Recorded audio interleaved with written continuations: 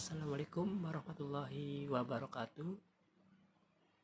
Halo semua, perkenalkan nama saya Supanto dari program studi Teknik Informatika Universitas Muhammadiyah Cirebon.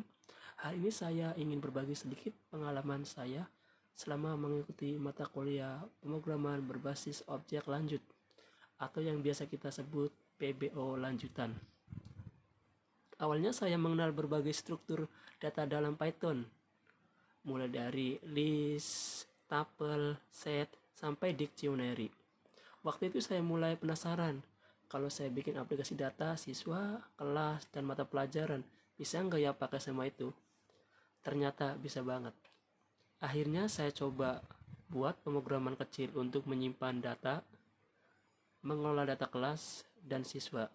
Seru, sangat seru. Karena konsep dasarnya langsung bisa saya praktikkan. Lanjut ke materi fungsi dan modul. Nah, di sini saya baru sadar kalau fungsi itu ibarat alat serbaguna. Kita bisa panggil berulang-ulang tanpa perlu nulis ulang kodenya. Terus ada modul. Ini lebih keren lagi. Modul itu semacam folder berisi alat. Jadi kita bisa import buatan kita sendiri ke dalam program lain. Praktis, pokoknya praktis. Materi yang paling bikin saya mikir adalah soal kelas dan objek. Bayangkan, kelas itu seperti cetakan kue dan objek yang jadi. Kita tinggal bikin cetakan sekali, lalu bisa hasilin objek sebanyak yang kita mau. Di dalam kelas itu kita punya atribut, data, dan metode fungsi. Dan dari situ saya yakin makin paham konsep OOP, pemrograman berbasis objek. Nah, ini bagian favorit saya, membuat GUI pakai aplikasi Tkinter. Jujur, awalnya saya kira bikin aplikasi dengan tampilan itu ribet.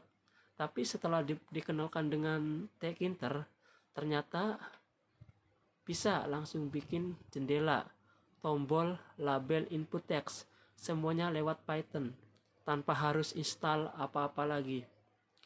Akhirnya saya buat program kalkulator sederhana dengan GUI. Tampilannya sederhana, tapi saya bangga karena semua itu hasil belajar saya sendiri selama mengikuti kuliah. Materi terakhir yang saya pelajari adalah tentang penjadwalan.